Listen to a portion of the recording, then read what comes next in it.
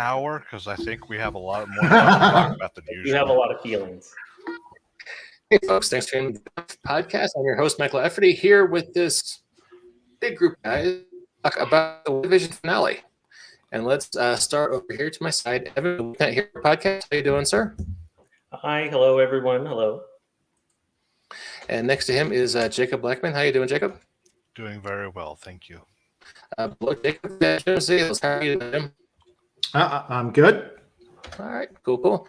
And last but not least, our comic PhD, currently employed in the Starfinder mines. You, sir. Hey, everybody. It's good to be here. Hey. Was that too much of an introduction? I feel like it was too much now. I'm sorry. It's all good, but you're fine. All right. So, WandaVision finale. Who wants to start? Well, I think Jim deserves a victory lap, so we should let him start. All right, Jim. What were you right about? Oh, Jason was commenting that it wasn't that kind of show last week, and I said, "Yeah, it is. we're all going to be sad." Like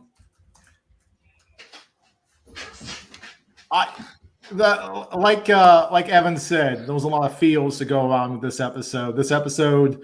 I stayed up till midnight trying to process my thoughts on, because I saw it, around 8:00, and then just spent like the next 4 hours trying to process my thoughts on the episode, and went off on a couple Twitter rants that I can boil down succinctly to a couple bullet points, which I have done for this podcast. Yes. My two biggest grievances with the episode, I did not kill for it, just up front. My two biggest grievances of the episode are creative decisions that betray the theme of accepting grief, which is where, the show sort of shined. It was telling a story of the 5 stages of grief through fiction and one woman trying to escape her reality. And then because of the needs of the meta plot, that is the larger Marvel Cinematic Universe must abide, that theme gets interrupted. That theme gets delayed. She doesn't actually have to accept any of the losses. It's just delayed gratification for another story to tell. And my other problem is the budget. Because they've got Marvel money and they don't have Netflix money. Like Netflix gave us the hallway fight because they didn't have Marvel money. So they had to come up with a new cinematic visual medium to be like, okay, these are people who are having knockout, punch-out fights. How do we interpret that within a smaller budget? And this show in particular gives us a sky beam, gives us CGI characters floating in a nothingness for a good 5 minutes. So much so that my wife comments, and she tends to keep her comments pretty low. And then the comments like, yes, I get it. You have a CGI budget. Congratulations. Where's the plot? So those are my two big takeaways. The betraying of the theme and the fact that because they have Marvel, Disney money, they are now just using Disney techniques. Yeah, I guess my only beef about, you mentioned the hallway fights, which were, especially on Daredevil, just expertly choreographed, and it was really visceral and exciting. And watching the two witches battle in the sky, it kind of seemed like they didn't really establish the rules for how sorcery works in the show, and so they're just kind of flinging power at each other, and it seemed like it should have been a lot more intense and involving than it was. What do you think, Evan? Well, from my anime community, I'm sure they'll understand this a little more, where in shows where you're doing like beam fighting and punching, kicking, like I did have problems with the action scenes in the finale. I did think they were almost entirely misplaced.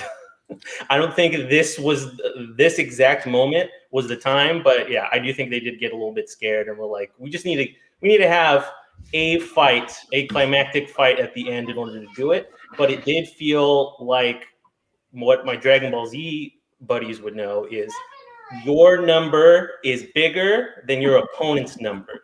It's like playing Risk. And it wasn't, and Agatha's number was not big enough. So she was able to take Wanda's number, and it's just this trade-off of like, I don't know if someone's stronger or weaker. Does it matter? The fighting lost me on that part because it was just people throwing basically snowballs at each other, but the snowballs were glowing. Yeah, that's kind of how I felt about it too. Jacob, you look thoughtful. Well, there were some disappointments with the show, and being someone who recently lost someone in their lives, the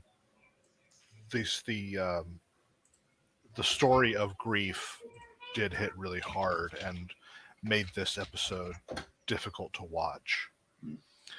But overall, I generally liked it. One of the things I did not care for was they didn't really get into why the director of S.W.O.R.D. did what he did. Yeah. They didn't give enough explanation of to why he set up this whole thing. You know, why he was framing Wanda for stealing Vision's body, because he had that video, but they didn't do anything with it. Yeah. And you know, and then we saw that she didn't in the flashback, and so it was never really explained as to why he was going to these lengths to try to take down Wanda. Because he's evil.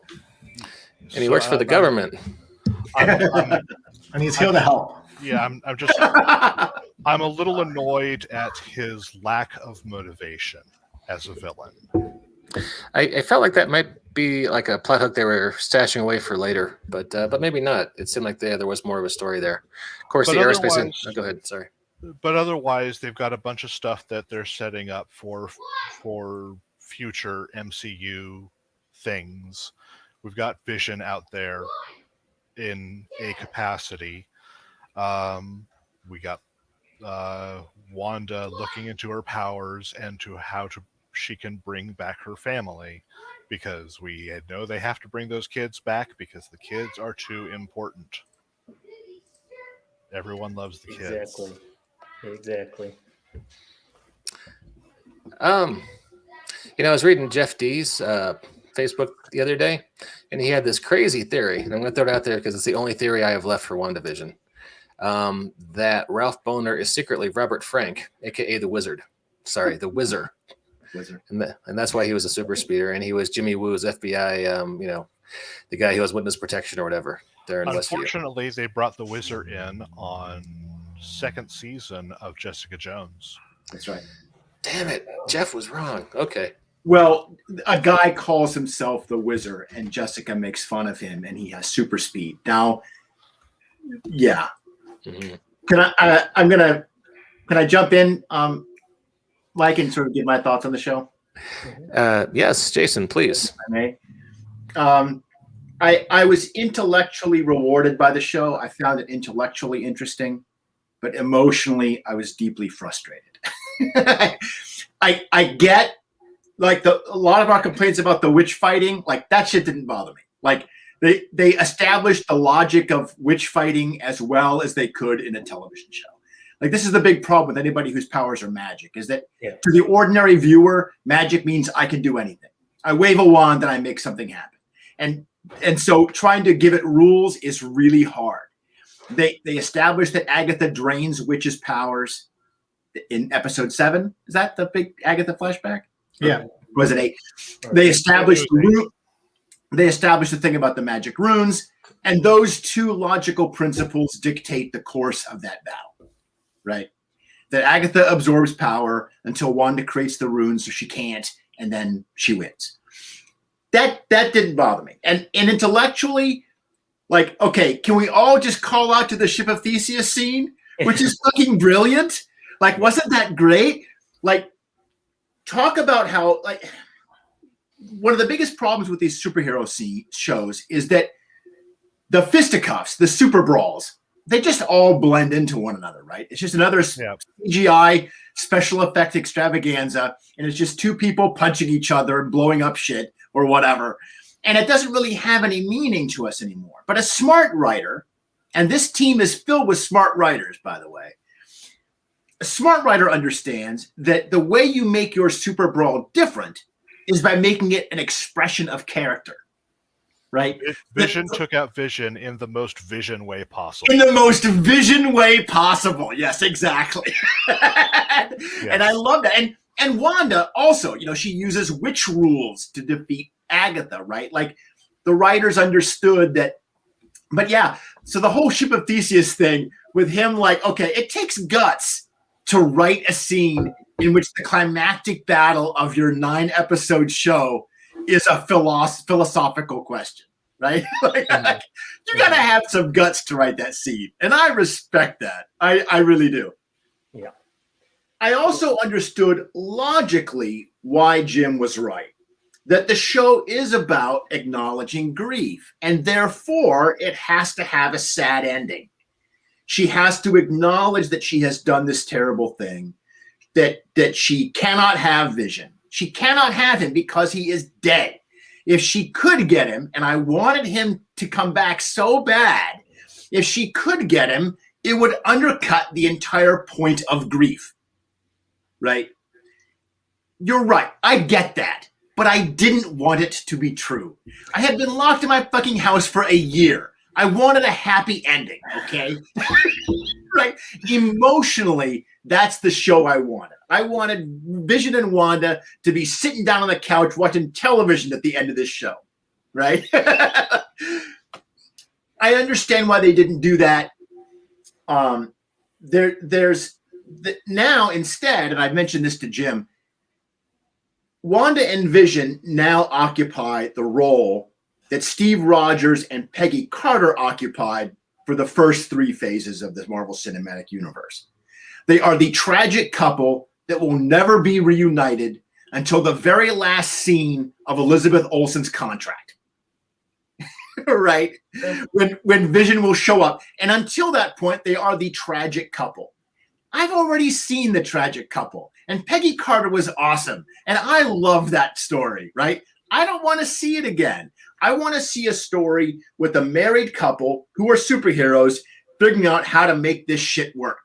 I want to see them having kids. I want to see them, trying to navigate daily life as they are married and also being superheroes. And I would have loved to have seen that. But that's not the show the writers felt like they could give us because, as you guys have said, they committed to this 5 phases of grief story, and the final stage of grief is acceptance. And I am not there yet. Right. So anyway, see, I liked it up here, but it's not what I wanted here. But we could have got that because there was a step after acceptance. Acceptance is just like I acknowledge that I have no power to change the situation that it is. Yeah.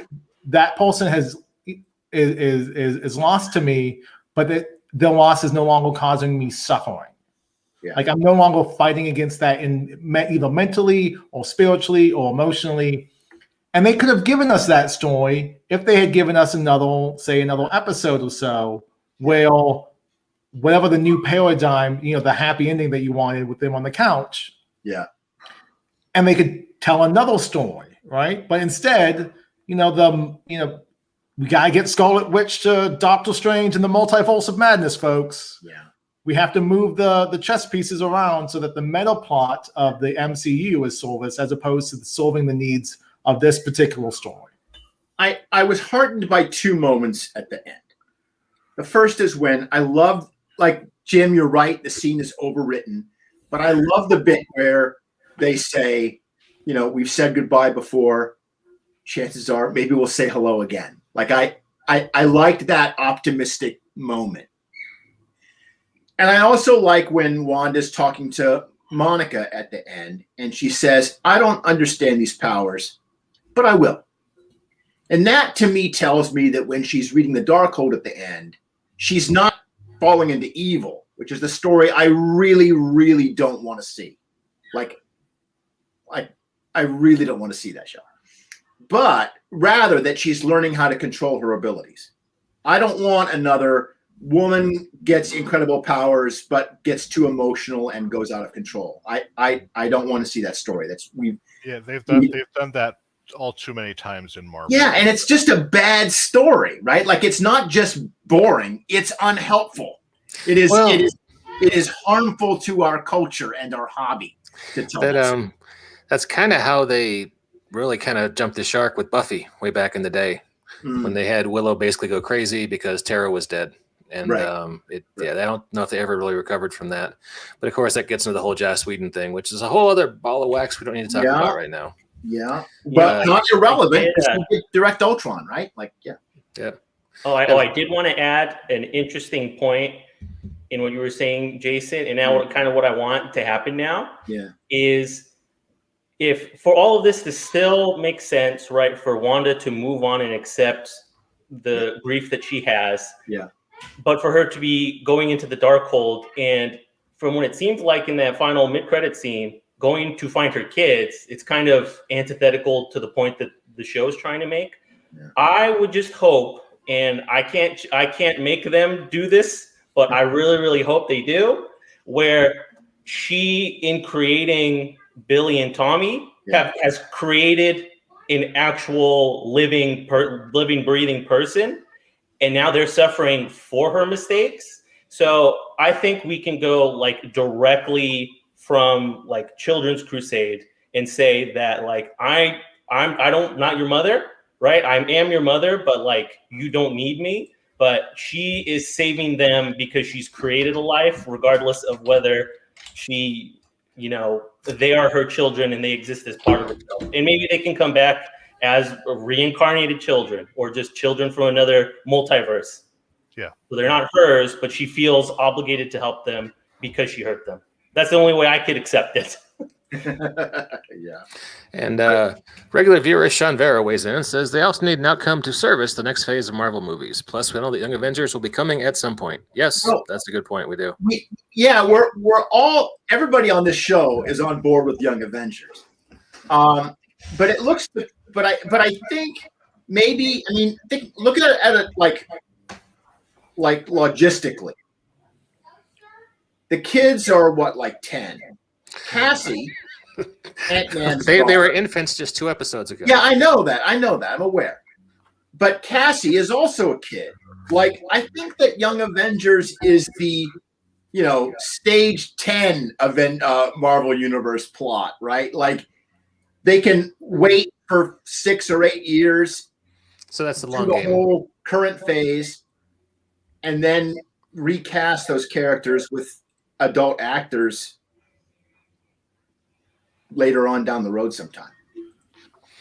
Yeah, that makes sense. They still have a lot of stuff on their plate, to deal with. I don't know what they're going to do for Black Panther 2, for instance. And I bet it's interesting, but I don't know how you do that. I hate to be Ryan Coogler right now. Yeah, that's challenging. A lot of work. Well, that and to Jason's point, Cassie was not snapped. She was not blipped. So she grew up for 5 years. So she's now 13. Right. Or she's now 15 or however the age dynamic. Yeah. So she's a teenager. So it gets you into that Young Avengers sweet spot. You're right. But it's got to be a stage 6 kind of an idea, because as we found out from all of these Disney Plus shows, like we have actors who we're not using at all. Yeah. And like you have these actors who are down for anything. Why don't we tell more stories with them? This to me is one of the things I find most fascinating about the comics versus cinematic stories. People age. And it's a huge factor. Like the whole, like how many contracts they've signed for determines how. I mean, if I want to have Spidey show up in 6 different comics in 1 month, I just draw him in 6 different comics. but I can't pay that actor, enough to show up in all those movies. actors get old, their schedules conflict, they just become unlikable, right? Or they say something on Twitter that is morally offensive, and we justifiably kick them, right? Or whatever. And all of or we hire a director who's got a vision, and so they take the show in their own way, regardless of what the previous and writers are inspired by the comics, but they don't want to just write the comic because that's beneath them, right? Like just writing a movie that's just transliterating a comic. You can hire a monkey to do that. Mm-hmm. They want to write their own story, right? And so I'm fascinated by that. The way that the process of film and television creation changes the story. Mm-hmm. Like Captain America's gone, right? Like, okay, maybe you get him to come back for a cameo and it's a big deal, but he's basically gone. Yeah. That wouldn't happen in the comics, right? Like he'd be gone for a year and then they bring him back, or whatever. Anyway, I find that very interesting. And I love how the films and television create a different show than the comics because they're influenced by these real life business. Did Cassie get recast? Well, she got older, right? Like they hired the teenage. They hired a teenage. I kind of feel like the Marvel Cinematic Universe is entering that crisis phase. Yeah. Like it all sort of feels like Mark Waid had a great comment when they were writing New 52. And he said, the problem with every time DC does an event is the universe gets smaller. It's always, what do we lose to like what barnacles are we scraping off the hull this time to get our new ship of Theseus, to plug it into that. Nice. And that's why in New 52, they do the opposite. Like the culmination is you get 52 universes. Yeah. So they made the actual universe longer as a response to this. Now, the Marvel Cinematic Universe is 10 years old. Yeah. And we've been building to Thanos since we were building to the Avengers in with that Nick Fury scene. Yeah, Iron Man. So like the first phase, we're just building to that one movie. Yeah. And once we got that one movie, now we're building up to the Thanos plot. And we were building up to the Thanos plot for a good, 6 years? Yeah. Yeah. We've had that plot. Now, and this show comes out, and I was really hoping that this show would be like a palate cleanser, an amuse-bouche, that the universe would get somehow bigger. But it just kind of feels a little smaller now that we've done this little quaint TV show idea. Yeah. And now everything that they've established is just, my reading of that last scene is Wanda is now evil. And I don't want that story any more than you do, Jason. Yeah. I think that I hope, well, we'll see. We don't know. She's obviously reading the book, and we've established that the book seems pretty evil in the show. Those of us that read the comic all know the Darkhold is this as Marvel's sort of go-to evil book. But I don't think we can count on that necessarily, right? Like we have to go by what we're shown in the show. Well, one thing that the Marvel Cinematic Universe has missed that the comics do pretty well is sympathetic villains. I think Marvel's got pretty good sympathetic villains. That is a great point. I did think, as much as I had talked in the last episode that I was on about, like, this is completely different from all other Marvel properties. Yeah. We did have the Shadow version of Wanda who had the exact same power set, and she uses. So that was still very, very MCU in terms of like that. And maybe that's why I wasn't the biggest fan of it, because like in truth, like Bombshell, I've been kind of lukewarm on a lot of the MCU movies. Like they're just not the characters that I would go crazy to see. Right.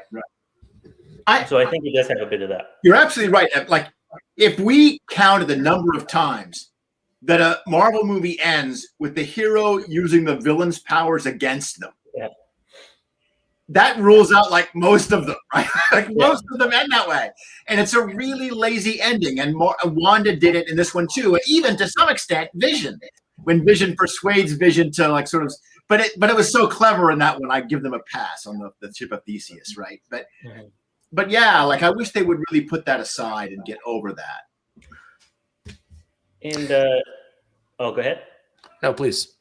Oh, I was going to say, well, to Jim, you brought up an excellent point earlier, where like, and I had a conversation with my other comics buddy on Twitter the other day, where like, what are we going to do from here? Because like, I'm being a little hyperbolic, but we are kind of running out of events to make movies out of, and we're kind of running out of prominent storylines that people can go through at this point in time. So I disagree.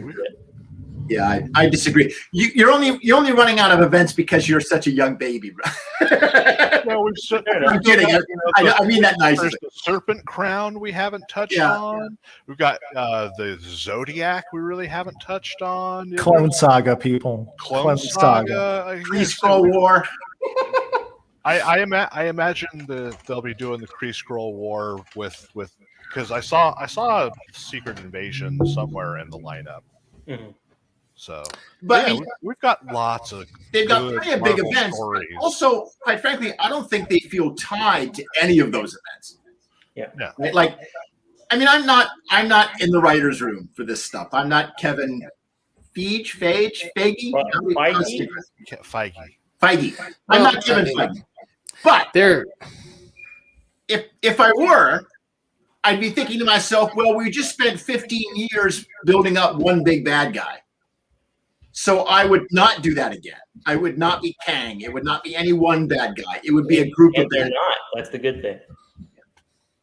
And so we have a comment from a viewer that wanted to work in from Shanver.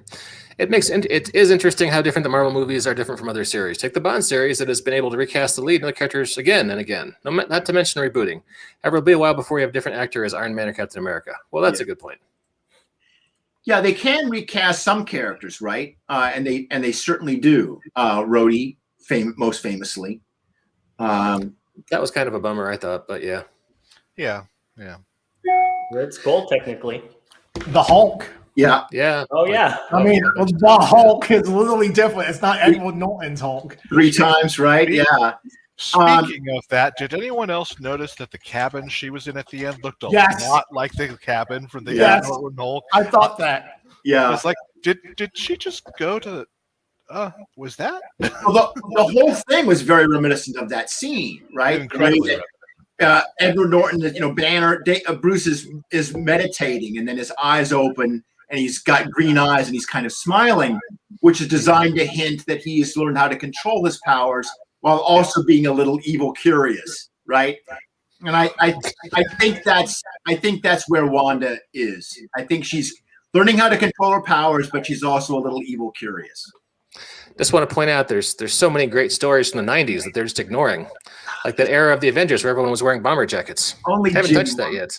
This is Jim's favorite era, and I hate them. I hate all these stories. They're so bad. Hey. What about the crossover with the Ultraverse? Whenever you ask someone I'll comment to his point of view. Whenever you ask someone who their favorite Bond is, it's whoever they first met. You're right. You're absolutely right. I first met the Avengers. They all had bomber jackets. They all had ponytails. Black Knight was a badass. Yeah. You know who's gonna have to get recast is all the X-Men. Oh yeah. Right? Because of presumably we're gonna get the X-Men at some point. Well, if they get the X-Men, if they're going to do their own thing with the X-Men, I don't think they're going to be importing anyone from any universe, despite their use of a recent actor. Right? Yeah. That was just for shits and giggles. Well, yeah, it was a meta thing, but I have to be doing their own thing entirely. There were a lot of speculations about the show, right? Like it's Mephisto or it's Nightmare. I mean, even last episode, Jim, you were still pulling for Nightmare, right? Oh, I'm always pulling for Nightmare. Okay, well, he's a good character. I'll give you that. Okay. He's an underused villain, right? But the only one of those plots that actually the show even actually hinted at was the Pietro plot. That this might actually be the Pietro from another universe that has been brought over somehow by Wanda's powers. They didn't do that. That was the big red herring, in my opinion. Now, I don't know what I wanted it to be. I don't know if I wanted real Pietro or Fietro, but that was the only real red herring. The rest was just all of us fan casting. I think this is supposed because we already have this with Mysterio in Far From Home. Yeah. I think we're trying to. I think it might have been a little bit of testing the waters. Yeah. Prior to, because of course these things happen up to a year after they write them and they shoot them. So so you don't know exactly what's going to come about in the future. But I think all of these allusions to the fact that there's a multiverse and that there are alternate universe versions of people. Yeah. And I think all of it is supposed to just give us the idea that maybe they are, maybe they aren't. I do still think that Evan Peters, even Pietro, might have been Pietro. There's not necessarily anything that says that it isn't him in my mind. But I do think we're trying to kind of incept the idea of there's a multiverse and there are going to be people from alternate universes, because I feel like if Marvel saw people saying, wait, there's two Pietros, that's confusing. They have plausible deniability to say, just kidding. We're not doing that. Maybe.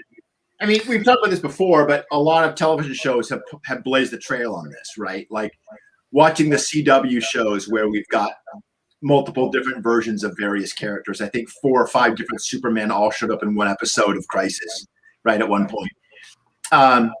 And if we can, as we get used to it, it becomes more easier. I agree with you, though, Evan. I think that we as fans are forecasting a multiverse that the Marvel shows have not actually shown us is coming yet. It's kind of a fake out, I think. Yeah, this show, I think, at most promised that this would be a show about Wanda and who she is. I think I don't feel like my expectations were like destroyed or ruined, and it gave me a negative opinion of the show because they never said that. People ran with it like crazy. I've seen all of the videos about the theories and speculation, but I do think it's a bit misplaced because all they had ever said was that this would be like they didn't have to bring Vision back. They don't have to bring any kind of Vision back. He could have just stayed dead. They just said it would be a show about Wanda. Jacob's wisdom gets clearer every week, right? Like you don't speculate on what the show is gonna do. We have to just watch it. I think a lot of us maybe we've been sort of obsessed with the mystery box plot, and we're so busy trying to guess what the mystery is inside the mystery box that we are unable to enjoy the show for its own merits, right? And that is exactly what. Because I love speculating as much as anyone else. Sure. I really do. Because I would love for things to follow certain comic tropes and comic stories, but ultimately these movies and series are doing their best to tell their own story. Yeah. And I want the writers to tell their own stories because I want new content. I don't want old content rehashed. Yeah. I want to see new things. You don't want Dark Phoenix 3? Exactly. No, I don't. I don't want Dark Phoenix retold at all. I don't think Dark Phoenix needs to be a movie or series or anything. If they never touch on Dark Phoenix ever again, I will be happy. I have to confess, I would still like to see it done once well. Yeah. If they did, great. But in my opinion, they don't have to. Right, the Dark Phoenix saga was told well the first time. Yeah. And yet they keep telling it again and again and again. With the same screenwriter. Was it the same writer both times? I think and he directed it the second time. Ultimately, it's who has the Phoenix Force this time. Yeah. It's just well, that's what's going on with comics right now. Is I've heard a lot about the Avengers and the whole Phoenix kind of tournament they have going on, but I don't think we need it. Yeah, I definitely think casting that that Evan Peters is definitely yanking the chain, to Ron Fraser's point. Like they wanted to get all goats. Yeah. Oh, yeah. I won't pretend that it's 100% trolling, but like part of me understands it from like the tabletop world, where you kind of want to just like kind of have one big twist, kind of like a turnaround, and you can kind of do that with like people you're familiar with. But like it's trolling. It's 100% trolling. But I think people would be generally okay with it.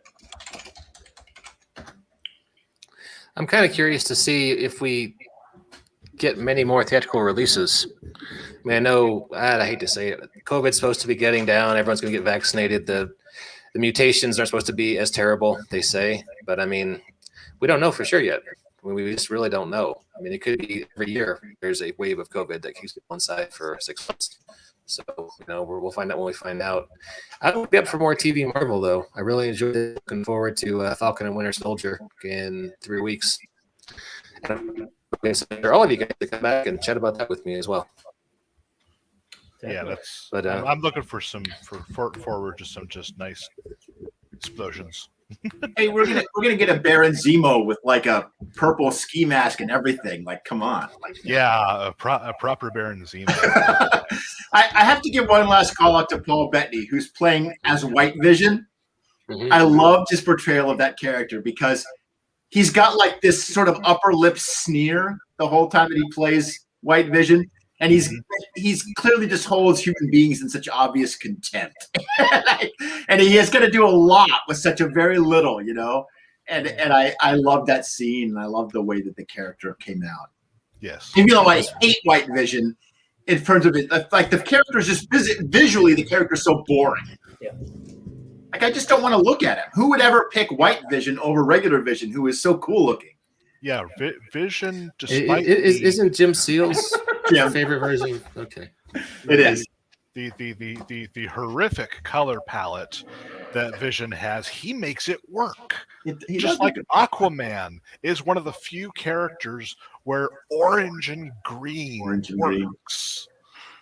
Jim, you just like Vision because that's what you saw in the Capcom video games, right? Oh yeah, that was Vision for me growing up. Like, I had no idea who a Vision was. I knew who Cap was. I knew who Iron Man was. I got those comics when I was a kid. There was no Vision comic in the early '90s, late '80s. Like, he may have had a miniseries, but I wasn't going to the direct market. I was going to a grocery store or a thrift shop and buying my books. Yeah. I bought all the mainstream, Marvel books. Well, like, that's why I'm an X-Men fan. This is a great example of how production influences it, right? Because Vision is white. Well, you couldn't do that back then because you would be able to see the back of the page through the white character. Mm-hmm. This is why Phoenix's costume was green, her old classic Marvel Girl colors, instead of white. Because if they made it white, which is what they wanted to do, you would have seen all the speech balloons and characters through her costume on the newsprint. Right. But by the time that we get to West Coast Avengers and Byrne is working on that book, print quality has increased enough that you can actually do a kind of white or off-white character and not have that problem. And then Byrne thinks, well, he's a Vision, right? So he's like a ghost. So he should be ghostly. So he completely drains all the color out of the character and symbolically also drains his emotion at the same time. And it's just a testament to the weirdness inside John Byrne's brain that he thought that was bringing the character back to basics, right? Like, Byrne rationalized all of his changes as making the character more like their original character. And then we're all like, who the hell is this? We don't recognize him anymore. Except Vision always had a good personality, even from the beginning. Yeah. He wasn't the bland robot. Even an android can cry, man. Like, that's Vision's canonical moment, is when an android cries. Yeah, the fact that when Paul Bettany first showed up as Vision, Yeah. I mean, Age of Ultron, by far not my favorite of the Marvel films, but the fact is, when he showed up as Vision, I was like, oh my God, this is this is classic Vision. Yeah. Because even though he's first born, he's seeing the world for the first time. He still has all this personality, and he has that good heart. Yeah. It's just that's Vision. and the handoff of the Hamill so casually to Thor. great? Like that's the best moment in that movie is because it's set up and it's payoff. Like, oh, Vision's a good guy because he was able to lift the Hamill, not because he's a robot, not because he has super strength or any of the other nonsense. It's because he has a good heart and he sees the world. Like he has that beautiful scene where he grows the cape and Thor's on him. Yeah. Like it's a great moment. Wouldn't it be great if Falcon and Winter Soldier started off doing a couple episodes homaging different eras of action shows? Like the first one was 1960s black and white, like Dragnet, and the next one was like 1970s, 1980s A-Team. So I read an interview today, and apparently this issue of the sitcoms in WandaVision was not always the way the show was going to be. That in one version, for the flashback episode previously on, was going to be a CSI homage, and all the characters were going to be like adopting roles in a police procedural and using that to explore Wanda's background and figuring out everything that happened. But I guess I thought it would be too confusing. Like why would we switch from sitcoms to police procedurals? But it was something the writers talked about. I thought that was an interesting direction. I know I'm probably in the minority in this podcast, but when I rewatch WandaVision at some point in the future, I might just fast forward past those first 2 or 3 episodes. But they also explained in this interview why they picked the sitcoms that they did, that they wanted to make them optimistic family shows rather than the kind of deconstructive, pessimistic shows like Roseanne or All in the Family, which were kind of cynical shows. And they avoided those in favor of more optimistic family ones because that was Wanda's escape, right? They had to play for contrast. Yeah, they've made. Go ahead. That Modern Family episode, because like I love sitcoms. It's probably the only thing I watch. Oh yeah. So I've seen almost every episode of Modern Family, and like the thematic ties that each of it can't be understated how like important it is because like Modern Family does have this like post 5 posts modern kind of take on a sitcom in parenthood, and like she fell into Julie Bowen's like Claire role so well that I thought it was amazing because there is sort of like all the jokes are just incredibly corny because like it's playing to like a generational divide between the people that watch these sitcoms, but there's also just like they did so many jokes like that where Wanda's depression can, in the way that she hides it but doesn't hide it but really does hide it, speaks to the same way that they did it in Modern Family. I don't know why I'm going about Modern Family so much, because those are the kind of jokes that they make where they're like, awesome, I don't have time to myself. And you just kind of sit, and it is similar to The Office where you just kind of sit there and it's just like, oh yeah, being a parent's hard. Like really, really hard. And it just, they capture it so well that one is one of my favorite episodes for that reason. That's cool. Yeah. Can you imagine the All in the Family episode where Vision gets to be Archie Buncle? I cannot, but it's an interesting exercise. No, I can't. Boy. Oh boy. Yeah, there was a whole genre of shows like All in the Family or Married with Children that it's hard to see in the WandaVision. But speaking of parenting and familial challenges, I'm getting angry texts from my wife that dinner is ready, so I have to decamp. Any closing thoughts before we wrap up? Thanks for having me on. Yeah. Okay. I had fun. Thank you. Look, all in all, fun show. Glad to be here to talk with everyone here about it. Good, everyone has good points of view, and looking to hear what everyone has to say about Falcon and Winter Soldier in 2 weeks. Yeah, that sounds good. Is anybody watching the Snyder Cut whenever that comes out? I am. My son's already bought it. Okay. I've got HBO Max. I might as well watch it. Held hostage by his son. There's Jim. That's all he can talk about is the Snyder Cut, and so I will humor him because he's my boy. Okay, you're a good father. And just objector to Snyder Cut. Yeah, it's just objective. I don't have HBO Max, so I think I can wait a little while longer. You know, that new Tom and Jerry movie is pretty great, Jason. Just Fair enough. no, it's actually not bad, and they have like a lot of top level comedians who they somehow cast in this. There's other shows that are coming to HBO Max that I do want to see, so I might eventually end up watching the Snyder Cut. Yeah, But today is not that day. yeah, fair enough. All right, I got to go. Thanks to everybody for tuning in. We'll catch you next time on the